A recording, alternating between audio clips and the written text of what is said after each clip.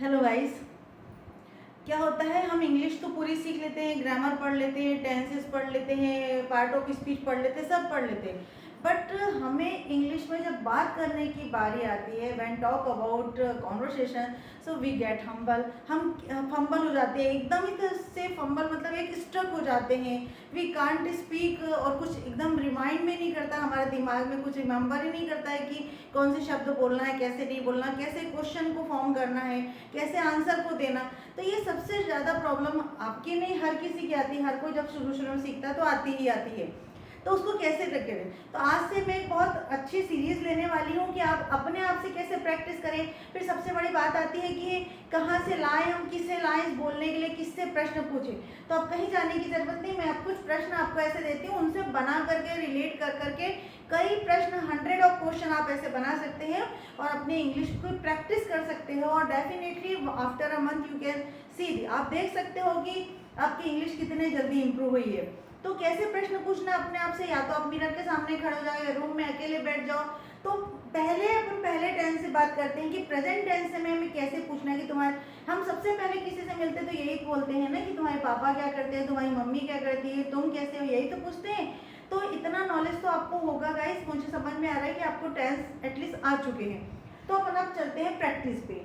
जैसे मैंने पूछना है कि क्या तुम स्कूल जाते हो, तो बोलेंगे do you go to school. अब do you go to school अकेले तो नहीं पूछना है, क्या तुम ब्रश करते हो, क्या तुम खाना खाते हो, क्या तुम ये करते हो।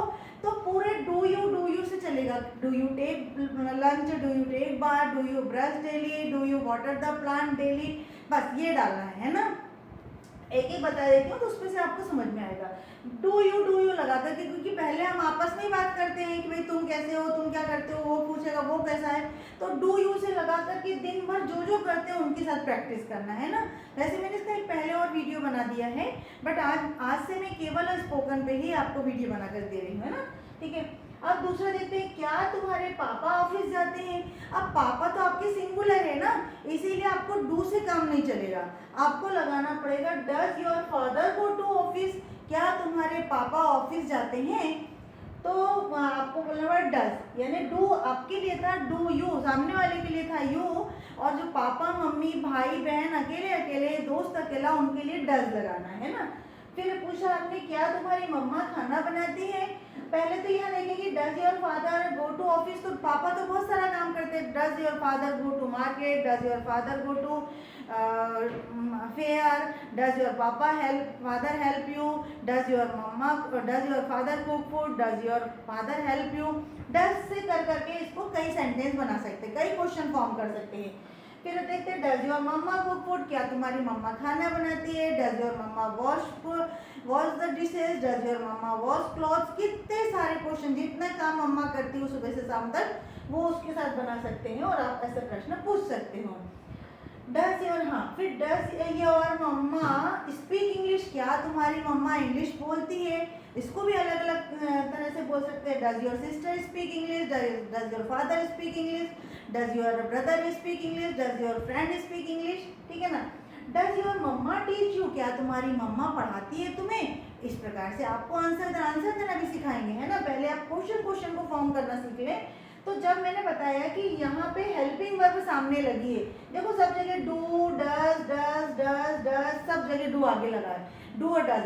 तो जब आपकी हेल्पिंग वर्ब सामने लगी है तो आपको कुछ नहीं करना, वहाँ पे यस और नो लगाना। कैसे करेंगे, do you go to school, yes और नो। या तो जाते हो तो yes I go to school, no I don't go to school, मैं नहीं जाती हूँ। Does your father go to office, क्या तुम्हारे पापा जाते हैं। यस तो नो, पूरा नहीं बोल पा रहे तो कम से कम यस और नो तो बोलोगे। Does your mama cook food? Yes, my mama cooks food. My mama cooks food. Does your mama teach you? No, my mama doesn't teach me. मेरी मम्मा मुझे नहीं पढ़ाती। ता ती ते, आपको समझ में आ रहा होगा ना। Does your mama speak English? क्या तुम्हारी मम्मा इंग्लिश बोलती है। No, my mama doesn't speak English. मेरी मम्मा इंग्लिश नहीं बोलती है। तो आपने doesn't लगा देना, ठीक है। लेकिन यहाँ पे देखो थोड़ा सा चेंज कर लिए, ये डू यू स्पीक, इसको तो बिल्कुल ऐसे स्ट्रक्चर को तो बिल्कुल नहीं बदलना है, जो भी लगेगा इसके आगे लगेगा, इसे बिल्कुल नहीं मिटाना है, बस इसके आगे लगा दो why do you speak English, तुम इंग्लिश क्यों बोलते हो, और यहाँ पे क्वेश्चन मार्क लगा देना है ना। क्वेश्चन मार्क लगाने से आपको आपको समझ में आ जाता है कि ये क्वेश्चन पूछा जा रहा है। देखो यहाँ पे मैंने सब जगह क्वेश्चन लगाया, तो यहाँ पे डू यू स्पीक हिंदी, क्या तुम हिंदी बोलते हो, ये तो आपको यस और नो। लेकिन वहीं पे आपने जैसे WH फैमिली बनाया तो आपको रीजन देना पड़ेगा। रीजन दे दिया तो अपन ने क्या किया, क्यों बोलते हो, तो आपको बोलना पड़ेगा बिकॉज। बिकॉज से शुरू होगा, because I know how to speak Hindi, क्योंकि मैं जानता हूँ इंग्लिश कैसे, हिंदी कैसे बोली जाती है, इंग्लिश कैसे बोली जाती है। बिकॉज से कर करके आपको आंसर देना है। बिग आंसर के लिए मैं और एक नया वीडियो बनाऊंगी, उसमें बता दूंगी, बट अभी पहले प्रैक्टिस तो करें।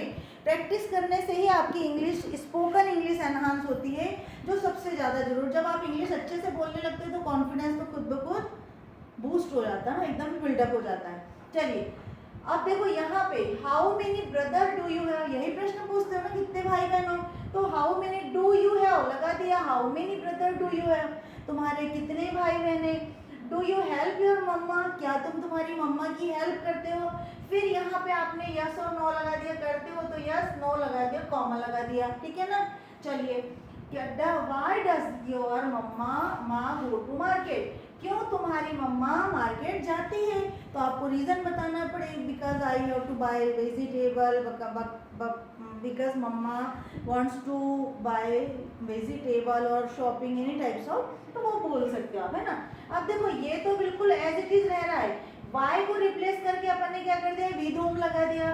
With home does she go to market, with home किसके साथ हो जाती है, शी लगा दिया, मम्मा की जगह अपन ने क्या लगा दिया, शी लगा दिया।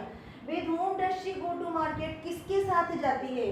How does she go to market, वो कहाँ, वो कैसे जाती है, बाइक से जाती है, ऑन फुट जाती है, कैसे जाती है बताना पड़ेगा।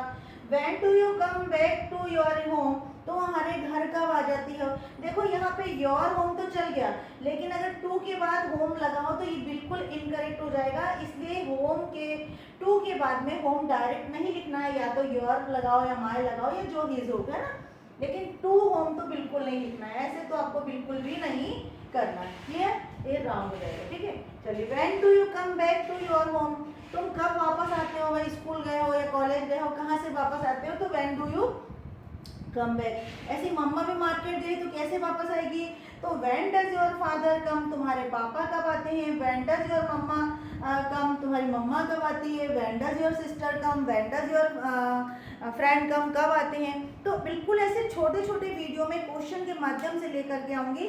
अगर गाइस आपको ये पसंद आता हो तो इसकी प्रैक्टिस करिए। If you like this video so please like share and subscribe, और ऐसे कई वीडियो के लिए, इंग्लिश को एनहांस करने के लिए मेरे वीडियो को देखते रहें। To be continue. Thank you.